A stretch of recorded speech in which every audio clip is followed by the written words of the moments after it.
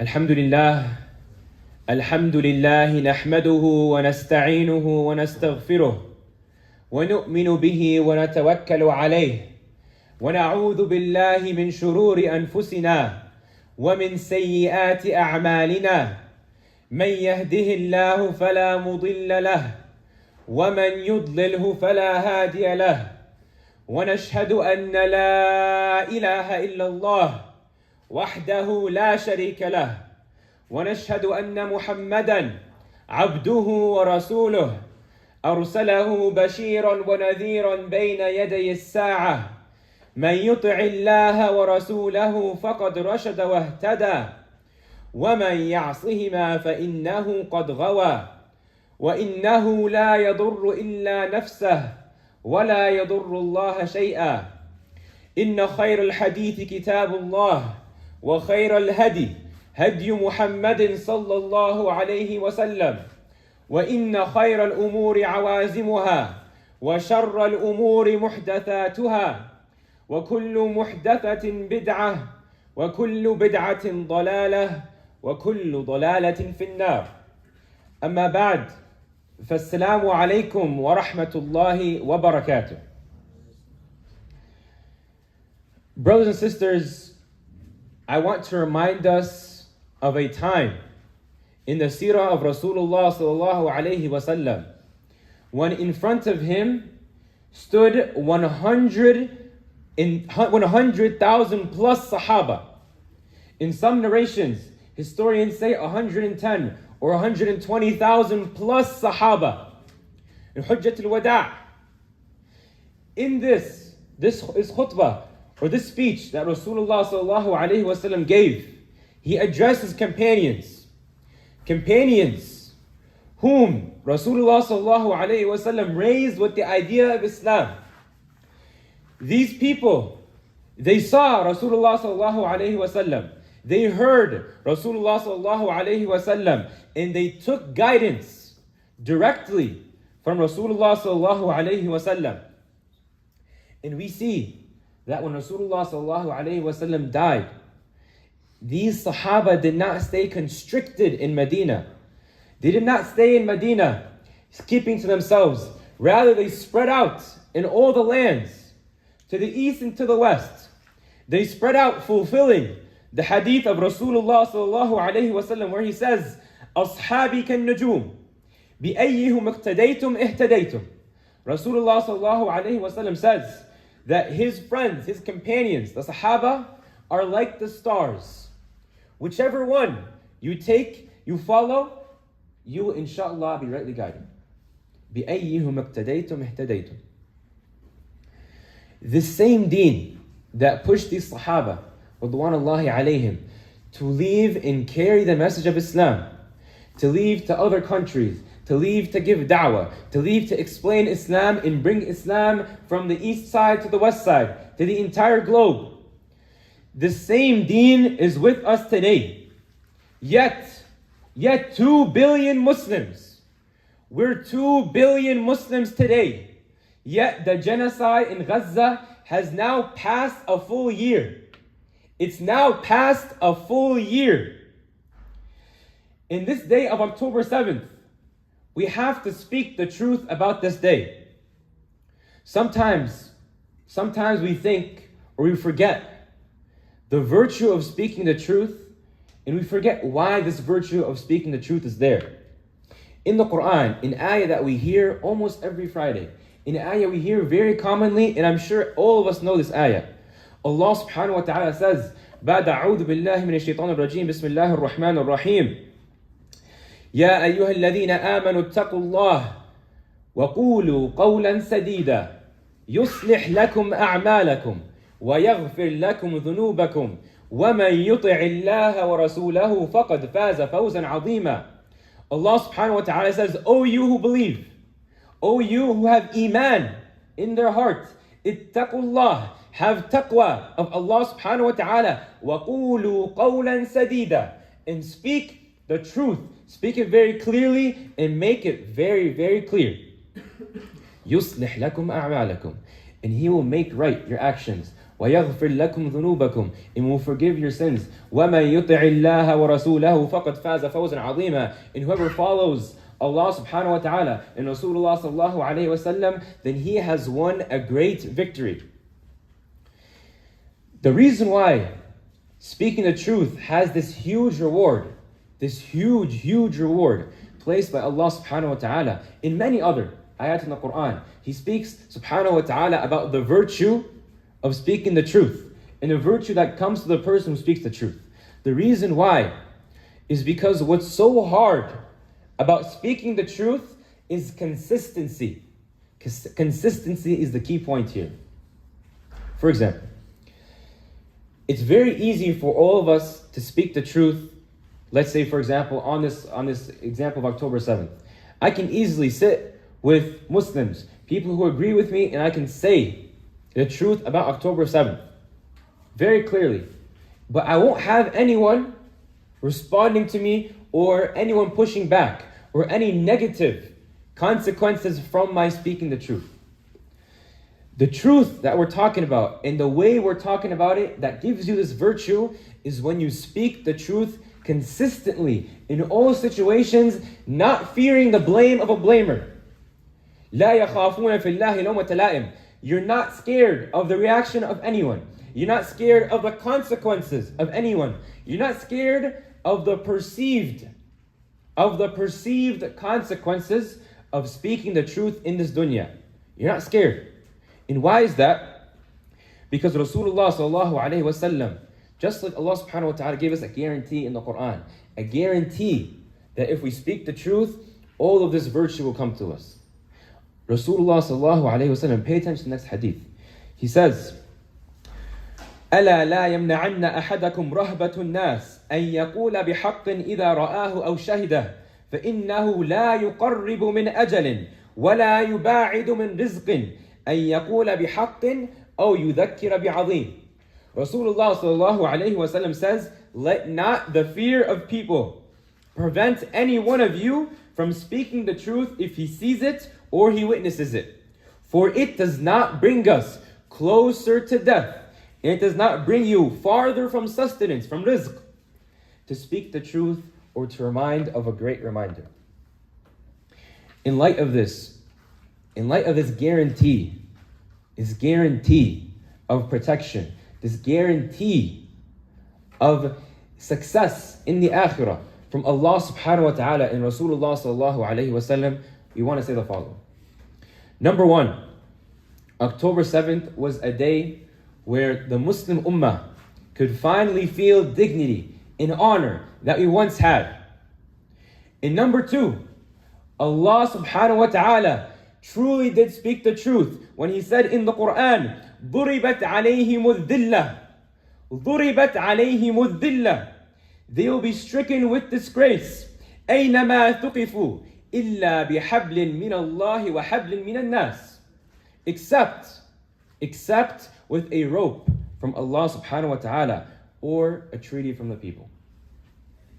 These Zionists who are terrorists, who bomb civilians, who kill women and children indiscriminately, carpet bombing civilians, knowing they're civilians and not caring, these people, ضُرِبَتْ عَلَيْهِمُ الذِّلَّةِ.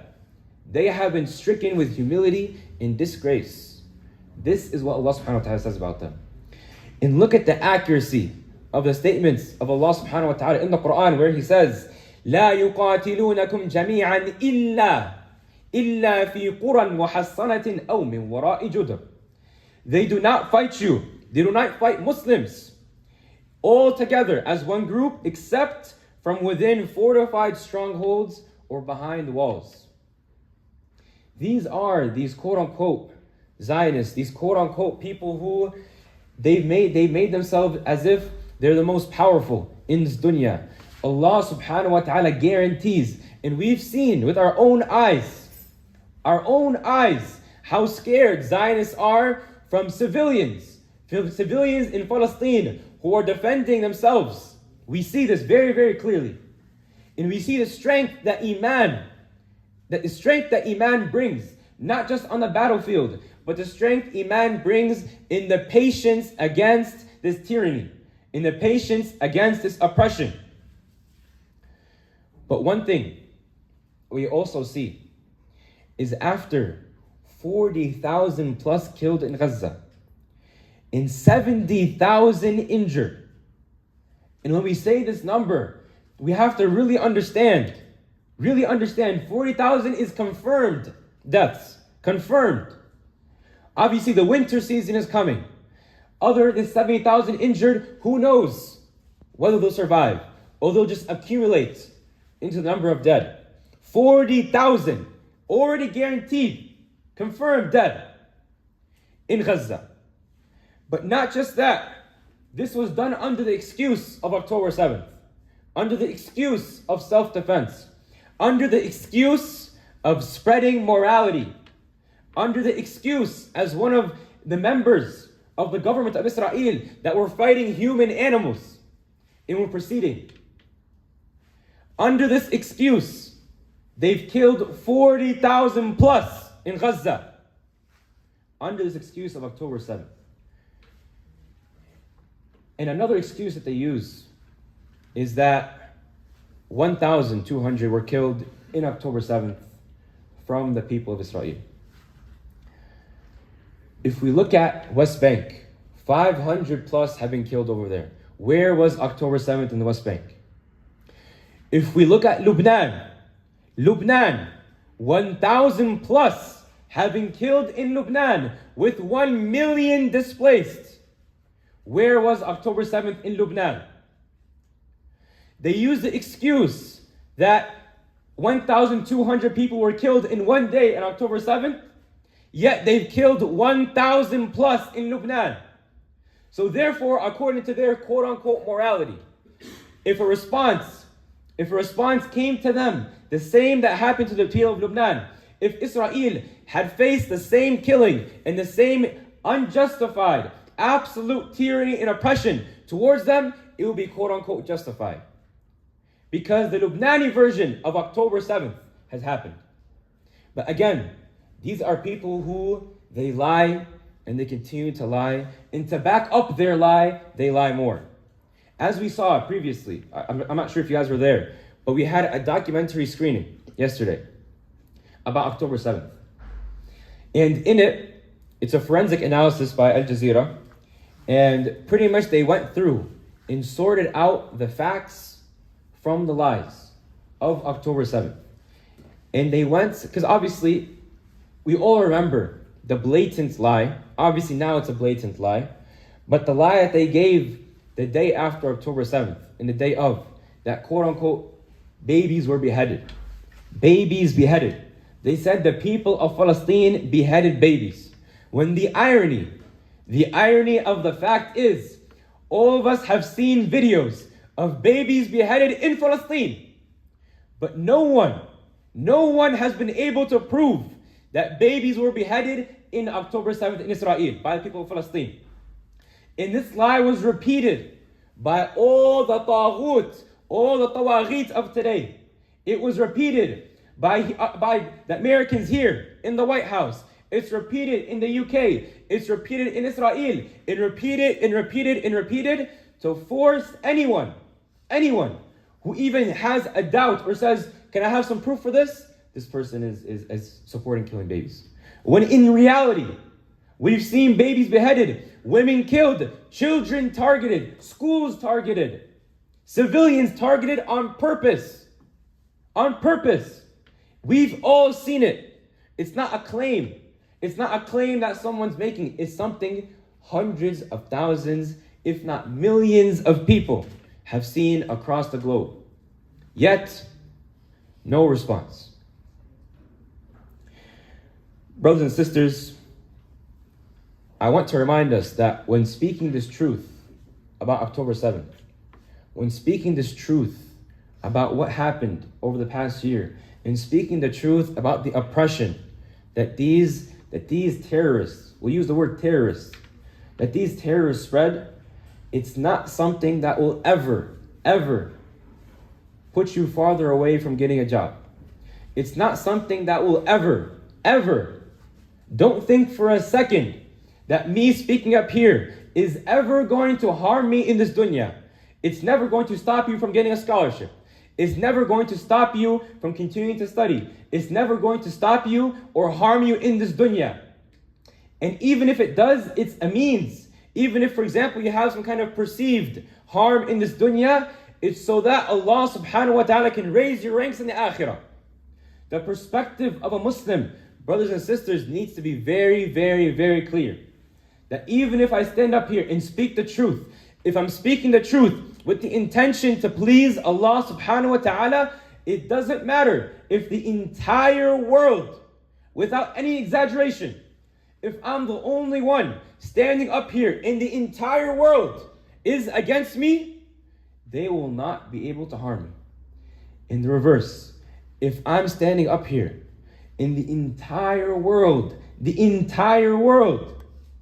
came to benefit me, there's not a single thing that they can benefit me with. This is what Rasulullah sallallahu alayhi wa sallam said, Ya ghulam, inni u'allimuka kalimatin. These words that Rasulullah sallallahu alayhi wa sallam taught the Sahaba when they were young, that he raised them on, it created these stars that we talked about. These stars who spread out in the land, spreading guidance.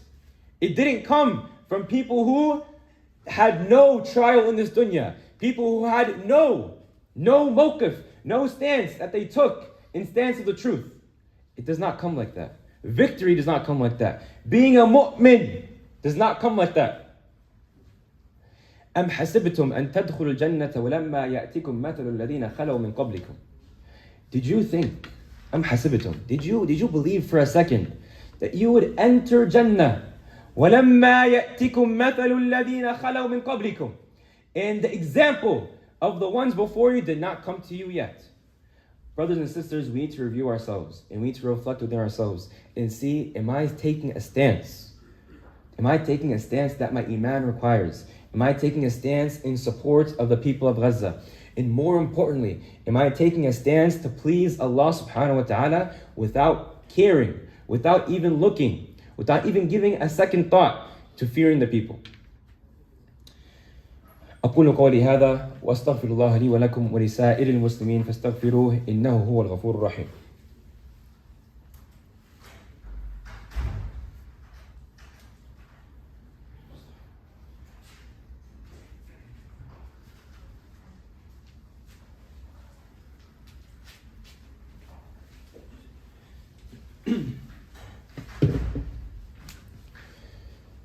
بسم الله الرحمن الرحيم الحمد لله رب العالمين والصلاة والسلام على رسوله الأمين. أما بعد, if we can please, brothers, just move forward. There's a lot of space in the front and there's people trying to come in the back. Brothers and sisters, the next part, or the next point I want to speak about in this khutbah is that October 7th is a reminder. It's a reminder of how weak kuffar are in the face of true iman. How weak people are who, quote unquote, they have everything in this dunya. They have every, quote unquote, power in this dunya, yet in the face of iman in Allah subhanahu wa ta'ala, in true faith in Allah subhanahu wa ta'ala, they are utterly powerless. And one thing we need to make clear that October 7th has shown us very, very clearly is that the Muslim rulers have betrayed the people of Gaza. And this is something we say unequivocally, very, very clearly. When we look at the example of our history that we're proud of as Muslims, if we look at the history and look at a time when Masjid al-Aqsa was also occupied, during the time of Salahuddin al-Ayyubi, that I'm sure all of us are familiar with. During that time, when Salahuddin al-Ayyubi reunited the Muslims and went back and took Masjid al-Aqsa, he didn't have rulers who would make treaties and work with the Yahud. He didn't have rulers who would support the kuffar, who would support Ar-Rum over the Muslims. He didn't have rulers who would kill Muslims and purposely oppress Muslims and use the Muslim resources against the Muslim Ummah. He didn't have these kind of rulers.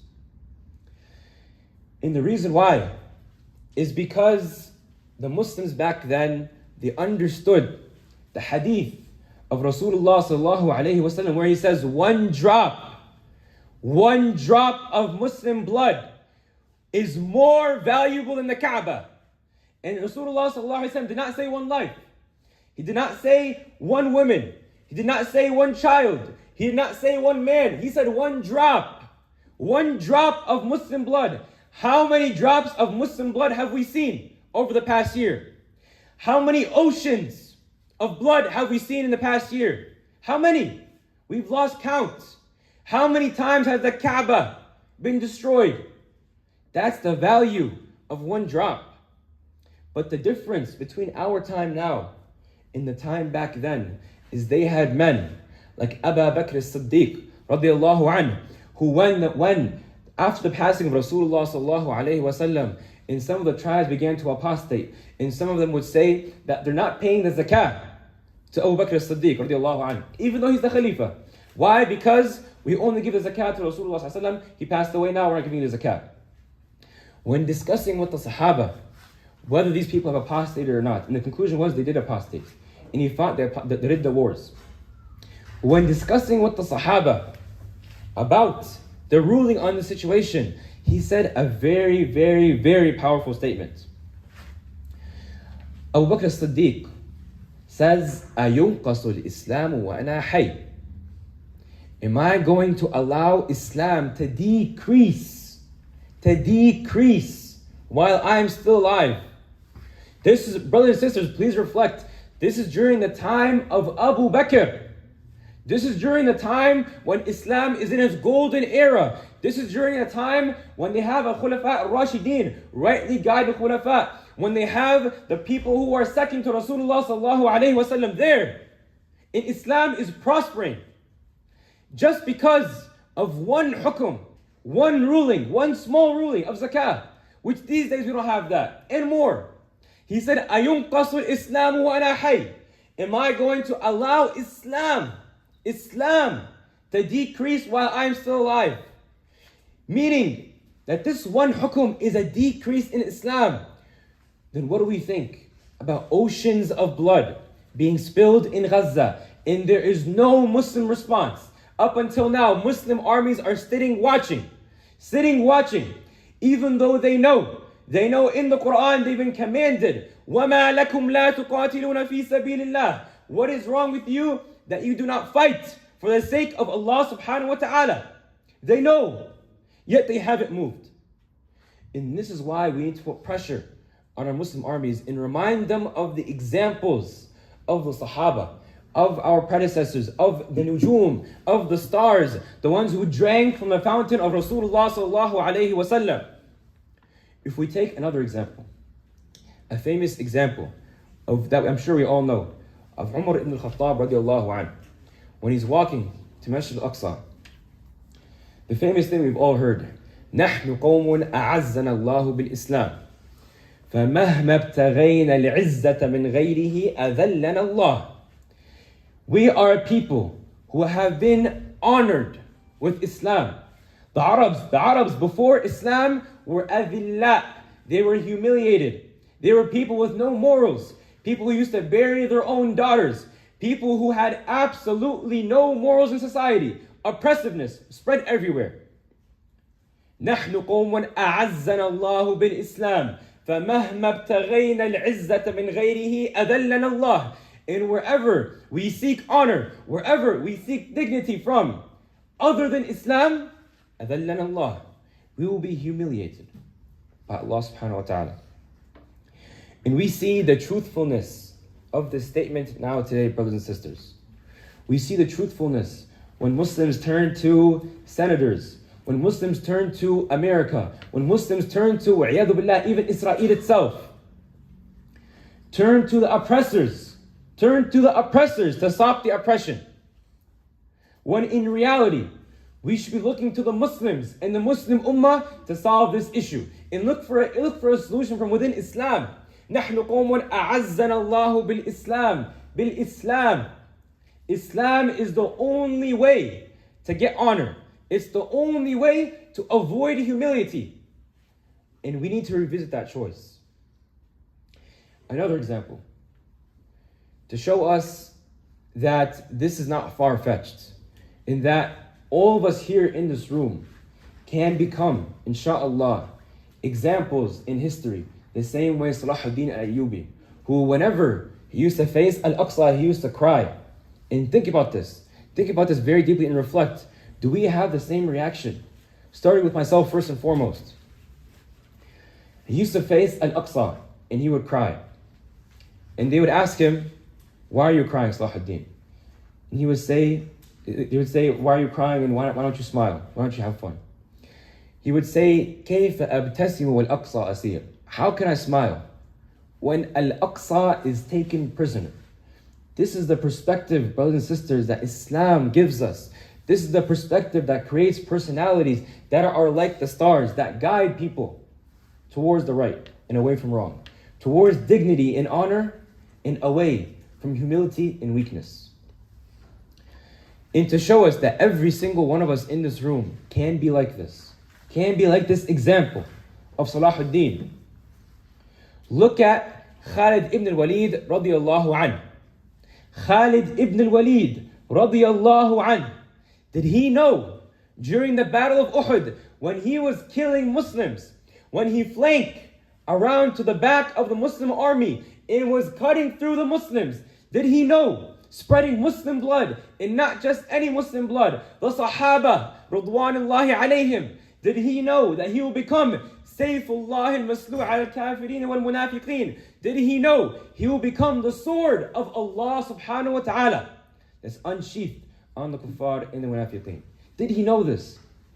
Even Salahuddin, did he know he would become the liberator of Al-Quds? Did Umar ibn al-Khattab, when he was oppressing Muslims in Mecca, when he was the biggest tyrant towards Muslims in Mecca, did he know he would become Al-Faruq? These are the examples of our history. These are the kinds of personalities that Islam raises and Islam brings up. These are the personalities that we need to aim to be like. And to give one last example, so the point drives home completely. When Rasulullah sallallahu alayhi wasallam, when he entered Medina, he established a masjid. And also, he wrote a constitution by which to govern his relationship with the Yahud, the neighboring tribes. He writes in there, حرب المسلمين واحد وسلمهم واحد. The war of Muslims is one, and their peace is one. Brothers and sisters, there is a war going on over there. There is a war that is being waged not just on the people of Gaza, not just on the people of West Bank, not just on the people of Lebanon, not just on the people of Sudan. There is a war being waged on Islam. On Islam. So do we understand the weight of these words? That our war is one and our peace is one. We can't act and live like we're in peace over here, living happily in this dunya, as if we're not one ummah, as if our war, harbuna wahid, our war is one. This concept has become very clear in our minds. Very, very clear in our minds. And without it, we'll continue to face events like this. We'll continue to face tragedies like this. And without building these personalities, in looking for the pleasure of Allah subhanahu wa ta'ala, in looking, in understanding that Allah subhanahu wa ta'ala guarantees victory for the one who moves, responding to the call of Allah subhanahu wa ta'ala. In the Quran, He says, إِنِ اسْتَنْصَرُوكُمْ فِي الدِّينِ فَعَلَيْكُمُ النَّصْرُ. If they seek support from you, if they ask for support, then you have to. وُجِبَ عَلَيْكُمُ النَّصْرُ. It is fard for you to move and support them. And anyone who says, we don't have the power, or anyone who says that we don't have the capability, or the Muslims as an ummah and the Muslim armies don't have the capability, يَا أَيُّهَا الَّذِينَ آمَنُوا إِن تَنْصُرُوا اللَّهَ يَنْصُرْكُمْ وَيُثَبِّتْ أَقْدَامَكُمْ. Allah subhanahu wa ta'ala says, O you who believe, if you support Allah subhanahu wa ta'ala, if you move for the sake of Allah subhanahu wa ta'ala, if you seek the pleasure of Allah subhanahu wa ta'ala by responding to the call of the weak and the oppressed in the land, then Allah subhanahu wa ta'ala will guarantee you victory. وَيُثَبِّتْ أَقْدَامَكُمْ, and He will make your feet firm. Make your feet firm. And at the end, brothers and sisters, Allah subhanahu wa ta'ala guarantees us al-Jannah. He says in the Quran subhanahu wa ta'ala, وَالْعَاقِبَةُ لِلْمُتَّقِينَ, that the ones who have taqwa, the ones who turn back to Allah subhanahu wa ta'ala, the ones who look for solutions from Allah subhanahu wa ta'ala, the ones who address and live their lives according to the sharia of Allah subhanahu wa ta'ala, according to the Quran and Sunnah, وَالْعَاقِبَةُ لِلْمُتَّقِينَ, that the final day, the last word, the last laugh is for the Muslims.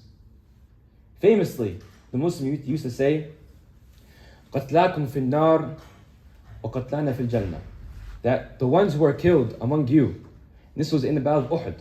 Rasulullah ﷺ told the Sahaba to say this, that the ones who are killed among you, talking about the kuffar of Quraysh, they're in Jahannam. Think about this. The ones who are killed among the Zionists, among the terrorists, among the West, they're in Jahannam. And the ones who are killed among us, among the Muslims, they are in Jannah. أَحْيَاءٌ عِنْدَ رَبِّهِمْ يُرْزَقُونَ, they are alive. They're not even dead. They're alive with Allah subhanahu wa ta'ala. يُرْزَقُونَ فَرِحِينَ بِمَا آتَاهُمْ رَبُّهُم, happy, more than happy, pleased with what Allah subhanahu wa ta'ala has given them. And lastly, we end off with the ayah that Allah subhanahu wa ta'ala says, إِن يَمْسَسْكُمْ قَرْحٌ فَقَدْ مَسَّ الْقَوْمَ قَرْحٌ مِثْلُهُ وَتِلْكَ الْأَيَّامُ يُدَاوِلُهَا بَيْنَ النَّاسِ وَلِيَعْلَمَ اللَّهُ الَّذِينَ آمَنُوا وَيَتَّخِذَ مِنْكُمْ شُهَدَاءَ وَاللَّهُ لَا يُحِبُّ الظَّالِمِينَ. That even if harm afflicts us, even if pain afflicts us, then a similar pain and a similar harm has hit the other people. وَتِلْكَ الْأَيَّامُ نُدَاوِلُهَا بَيْنَ النَّاسِ, and those are the days that we fluctuate between the people. But why? So that Allah subhanahu wa ta'ala knows those of us who have iman. So Allah subhanahu wa ta'ala knows those who truly believe in Allah subhanahu wa ta'ala. وَلِيَعْلَمَ اللَّهُ الَّذِينَ آمَنُوا وَيَتَّخِذَ مِنْكُمْ شُهَدَاءَ, and so that Allah subhanahu wa ta'ala can have istifa, can choose and select from among us shuhada. So He can select among us shuhada. And then look at this last, the ending of this ayah, and reflect on it deeply. وَاللَّهُ لَا يُحِبُّ الظَّالِمِينَ. A lot of the times when we hear this ayah, we think that when Allah subhanahu wa ta'ala says that He does not like the oppressors, we think, well, the oppressors are very clear. It's very clearly Israel. It's very clear the ones who are killing innocent civilians. Very clearly in the situation, which is true. But at the same time, brothers and sisters, we have to reflect that, am I oppressing my Muslim brothers and sisters in Gaza? Am I oppressing them by not responding to their call and not responding to the call that Allah subhanahu wa ta'ala has made fard on us to work towards? Am I not responding to this call? Am I living my life in this dunya as if I have nothing other than just this dunya, no akhirah? Am I living my life like this without responding to the call of my brothers and sisters in Gaza? وَالْعِيَاذُ بِاللَّهِ. Then I would fall under this idea of وَاللَّهُ لَا يُحِبُّ الظَّالِمِينَ. And last thing, we'll end off with this. We say to the people of Gaza a final message. To our brothers and sisters in Gaza, we say to you what Rasulullah sallallahu alayhi wa sallam said when Yasir radiallahu anh was being tortured and his parents were killed. نقول لكم يا أهل غزة صبرا صبرا يا أهل غزة فإن موعدكم الجنة. Have patience, O family, O Gaza, for verily your appointment is in Jannah. الحمد لله رب العالمين والصلاة والسلام على رسوله الأمين أما بعد فيا معشر المسلمين أعوذ بالله من الشيطان الرجيم بسم الله الرحمن الرحيم إن الله وملائكته يصلون على النبي يا أيها الذين آمنوا صلوا عليه وسلموا تسليما اللهم صل على سيدنا ومولانا محمد بعدد من صلى وصام اللهم صل على سيدنا محمد بعدد من قعد وقام اللهم صل على جميع الأنبياء والمرسلين وعلى سائر الصحابة والتابعين ومن اتبعهم بإحسان إلى يوم الدين اللهم أيد الإسلام والمسلمين. اللهم انصر من نصر دين محمد صلى الله عليه وسلم واجعلنا منهم، واخذل من خذل دين محمد صلى الله عليه وسلم ولا تجعلنا منهم. اللهم أرنا الحق حقا وارزقنا اتباعه، وأرنا الباطل باطلا وارزقنا اجتنابه. اللهم ثبتنا على الإسلام. اللهم نور قلوبنا بنور الإيمان. اللهم اجعل نصرنا ووحدتنا عما قريب بإذنك يا أرحم الراحمين. اللهم إلى من تكلنا؟ إلى اليهود سلمتهم أمرنا أم إلى الصليبيين يتجهموننا؟ ربنا إن لم يكن بك غضب علينا فلا نبالي، ولكن عافيتك ونصرك قرة أعيننا. اللهم منزل الكتاب ومجري السحاب وهازم الأحزاب، اهزم اليهود والصليبيين وانصرنا عليهم يا رب العالمين. يا من جمع كلمة الأوس والخزرج اجمع كلمتنا. يا من وحدت صفوف المهاجرين والأنصار وحد صفوفنا. اللهم هيئ لنا قائدا ربانيا هاديا مهديا يوحد الأمة الإسلامية عما قريبا يا أرحم الراحمين. اللهم إنا نسألك أن ترحمنا وأن ترحم إخواننا في غزة ولبنان وكل مكان يا أرحم الراحمين. اللهم سدد رمي المجاهدين وانصرهم على أعدائهم وأعدائنا وأعدائك يا رب العالمين. اللهم استخدمنا ولا تستبدلنا يا رب العالمين. اللهم استخدمنا ولا تستبدلنا يا رب العالمين. اللهم استخدمنا ولا تستبدلنا يا رب العالمين. اللهم أعز الإسلام والمسلمين وأذل الشرك والمشركين ودمر أعداء الدين يا رب العالمين.